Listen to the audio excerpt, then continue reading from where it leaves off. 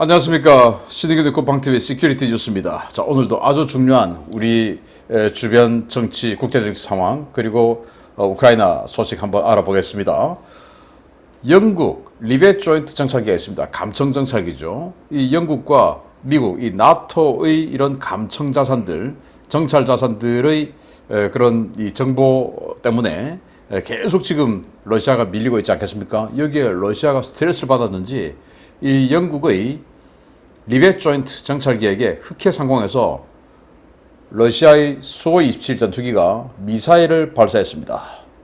정말 놀라운 그런 도발인데요. 어떤 내용인지 보겠고 또 앞으로 어떻게 될 건지 예측을 해보도록 하겠습니다. 자, 우리 한국에서 한미연합 공군이 거의 최대급의 240여 대가 모인 전투기들, 북한은 뭐 150대 해가지고 거짓말도 좀 해서 150대 그랬는데 우리는 진짜로 그런 최대급의 공군 훈련을 이제 하게 되죠. 그러다 보니까 북한이 발끈해서 지금 전군 비상 태세를 내리고 노농적기군, 붉은 청년 근위대 다 소집했어요. 지금 수백만 명을 소집해서 대규모 군사 훈련에 들어가고 전시 상태를 선포하고 하는 요란을 떨고 있는데 어떤 내용인지 보겠고요. 그리고 중동 정세까지 앞으로 경제는 어떻게 될 건지까지 예상해 보도록 하겠습니다. 자, 신인근의 국방TV 구독, 알림, 좋아요 눌러주십시오. 최근 사우디아라비아 주도의 오펙 플러스의 감산 결정으로 중간선거 최악의 악재를 맞은 바이든 행정부가 사우디에 대한 보복 조치에 들어갔습니다. 사우디와의 디커플링을 시도하는 수순에 들어갔는데 미국 경제에 대한 자해 행위라는 비난이 쇄도하고 있습니다. 바이든 행정부가 미국 기업들에게 사우디아라비아에서의 사업과 사업 확장을 자제하라는 권고를 준비 중이라고 미 MBC 방송이 전현직 고위 관료를 인용해서 현지 시각 10월 20일 보도했습니다. MBC는 바이든 행정부는 국가안보 차원에서 미국 기업들의 사우디 내 사업과 사업 확대를 막는 것을 고려하고 있다 라며 이란 견제라는 중동에서의 전략적 목표를 유지하면서도 산유국 감산 결정을 주도한 사우디에 책임을 묻기 위한 목적이다 라고 전했습니다. 이에 대한 선행 조치로 바이든 행정부는 사우디의 실권자 무함마드 빈 살만 왕세자가 주도하는 일명 사막의 다보스 포럼 미래 투자 이니셔티브 컨퍼런스에도 관례를 깨고 불참을 결정했는데요. 이는 오펙 플러스의 감산 결정 이후 미국과 사우디 간의 관계를 전면 재설정하겠다는 바이든의 발언 직후에 결정되었습니다. 미국은 사우디아라비아에 대한 미국산 무기 판매를 제한하고 사우디에 주둔 중인 미군과 미사일 방어 시스템 철수를 준비하는 것은 물론 바이든이 재임 기간 중에는 빈 살만을 만나지 않겠다며 미국과 사우디의 관계가 파국으로 치닫고 있다는 메시지를 여러 차례 내놓고 있습니다. 미국의 이번 기업 투자 제한 권고는 전날 있었던 전략 비축유 1,500만 배럴 추가 방출 결정과 함께 미국이 사우디와의 관계 단절, 이른바 디커플링에 나선 것이라는 관측들을 쏟아내고 있는데요. 연료 소비량이 급증하는 겨울을 앞두고 중동 산유국 그룹의 리더격인 사우디아라비아와의 디커플링에 나서는 것은 미국은 물론 세계 경제와 공급망에 대한 자해 시도라는 비판이 쏟아지고 있습니다. 사우디는 사우디대로 SNS에서 사우디 정부를 비판한 미국 국적자를 체포해 징역 16년이라는 중형을 선고하는 등 강경한 입장을 보이면서 중국, 러시아와의 관계를 더욱 강화하는 방향으로 국가 전략을 틀고 있는데요. 아무래도 당분간 고유가와 인플레이션, 고금리, 삼중고는 불가피해 보입니다. 정말 이 우려스럽기 그지없는데요. 금리가 너무 폭등하면서 여러분들 다 어려워지고 계시죠. 그게 바로 이제 미국의 금리 인상 때문인데 이게 이제 인플레이션을 억제하고 하려고 미국이 그런 정책을 펴는데 그게 다 또 이제 이 석유하고도 연관되어 있고 그래서 빈 살만에게 사우디아라비아의 최고 실권자죠. 빈 살만에게 석유 좀 증산하자라고 부탁을 했는데 빈 살만은 그 부탁을 받고 바로 즉시 오히려 하루에 200만 배럴 감산 결정을 내려버렸죠. 완전히 그냥 뭐 뒤통수를 거하게 쳐버린 겁니다.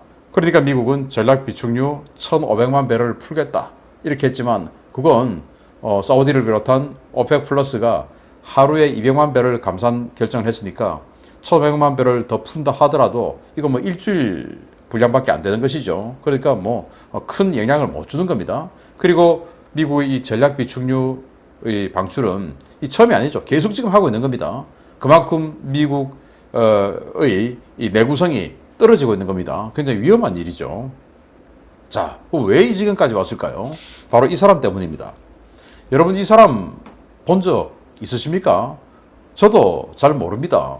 자밀 가스쿠지라고 하는 사람인데요. 이 자밀 가스쿠지가 언론인이에요. 칼럼니스트인데 이제 빈살만의 독재를 비판하고 뭐 이제 이렇게 해서 반 빈살만 활동을 하던 언론인이에요. 이제 이 사람이 암살단에게 죽었습니다. 그 배후에 빈살만이 있다라고 이제 미국 정부는 지목을 했고, 그래서 인권 문제를 가지고 걸고 넘어지는데, 당시 트럼프 시대에는 그 정도는 그냥 넘어가겠다. 큰 틀에서 국익이 더 중요하니까 한 사람의 죽음보다는 더 파헤치지 않겠다. 심증은 있지만 더 파헤치지는 않겠다. 그리고 그 한 사람의 죽음보다는 미국의 국익 그리고 전 세계인의 이익이 더 중요하다라고 트럼프는 이야기했죠. 그리고는 그냥 묻었어요. 그런데 당시 이제 독일 같은 나라는 앙겔라 메르켈 총리 같은 사람은 이제 PC주의자 아닙니까? 정치적 올바름.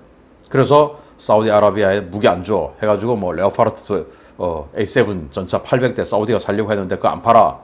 그래서 뭐 완전히 수조 원 날렸죠. 뭐 그런 식으로 PC주의자들, 진보주의자들은 대항했고 현실주의자, 보수주의자인 트럼프 같은 사람들은 더 이상 파헤치지 않겠다라고 했는데, 역시 진보주의자인 바이든은 계속 비난을 했죠. 그러다 보니까 이제 이 관계까지 파국으로 왔는데, 이런 비난을 하는 과정에서 미군을 빼버리고 사드 기지를 빼버리고 지금 뭐 후티 반군이 계속 미사일 날리고 있는데 거기다가 오히려 사드 기지를 빼버리고 이런 식으로 하니까 빈살만이 더 분노하고 있는 이런 상황에서 우크라이나 전쟁이 터진 겁니다. 그러니까 러시아를 압박하기 위해서 오펙 플러스가 석유를 증산해줘야 되는데 안 해주는 겁니다. 그게 이제 여기까지 온 거죠. 그리고 전쟁이 길어지니까 미국인들이 스트레스가 늘어나고 선거에서 질 것 같고, 그래서 또 증산해달라고 하는데 오히려 감산을 해버렸고, 그래서 지금 사우디의 투자 확대를 자제하라 라는 경고를 이제 하겠다라는 것이죠. 이게 뭐냐면 중국과 지금 디커플링 하고 있지 않습니까? 중국에게 디커플링을 하는 그 첫 시작이 바로 투자 확대를 자제하라 부터 시작을 했는데, 사우디하고도 디커플링 하려는 거 아니냐. 그러면은 이 오펙 플러스의 거의 뭐 리더라고 할 수 있는 이 사우디아라비아와 디커플링 하면, 그럼 사우디아라비아 어디로 가겠습니까? 중국에 가는 거죠. 도대체 바이든 정부가, 물론 한 사람의 이 목숨 굉장히 중요해요. 그러나 미국이라는 나라는 전 세계의 안보를 책임지는 나라예요.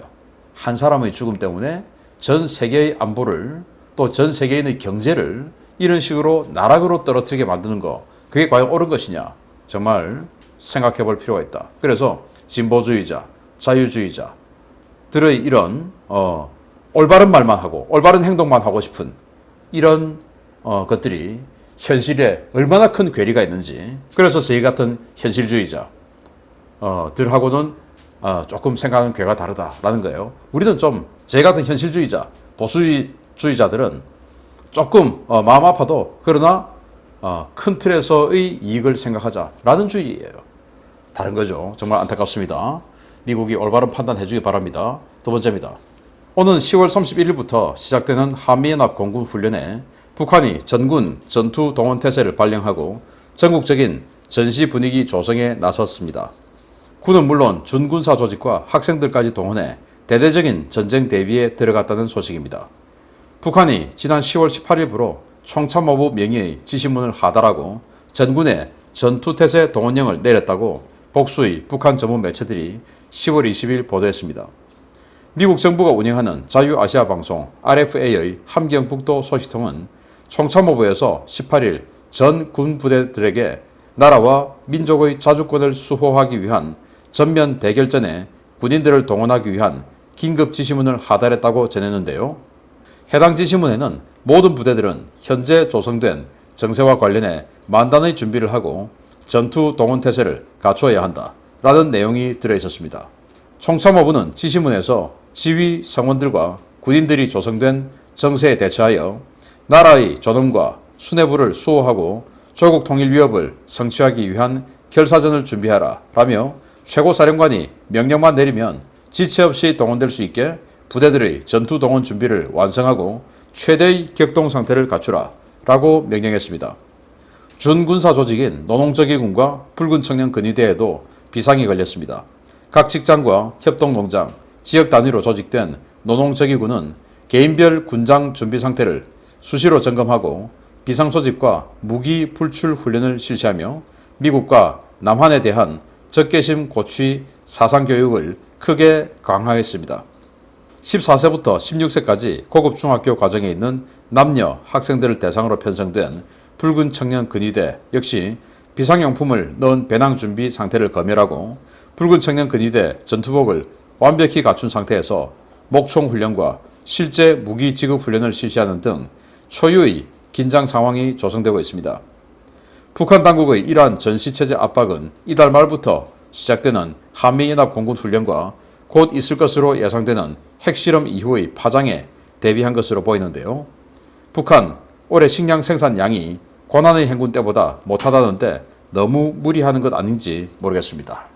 정말 북한이 이러다가 진짜 망하죠. 그래서 저는 한미연합훈련 계속해서 우리가 뭐 한미연합훈련 좀 한다고 우리가 망합니까? 우리는 안 망하죠. 우리는 국가가 체력이 좋으니까. 그런데 여기는 완전히 지금 뭐 허덕허덕하는 상황에서 이런 식으로 계속 동원하면 결국은 이제 폭발을 하는 임계점이 우리보다는 훨씬 낮을 겁니다.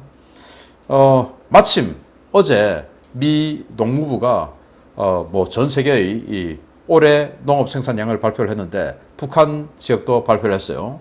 그래서 올해 북한의 쌀 생산량이 136만 톤. 그런데 고난의 행군 시기라고 하는 그 1990년대에도 북한은 쌀 생산량은 150만 톤 정도 됐어요. 그런데 올해는 그 고난의 행군 시기보다 더 적은 쌀 생산량인 136만 톤. 어떻게 하겠습니까? 그리고 지금 뭐 군부대의 각종 이 비축쌀, 전시 비축쌀 이런 것들도 작년에 상당 부분 풀었죠. 그런데 올해 또 채워 넣어야 되죠. 다 못 채워 넣었죠, 작년에도.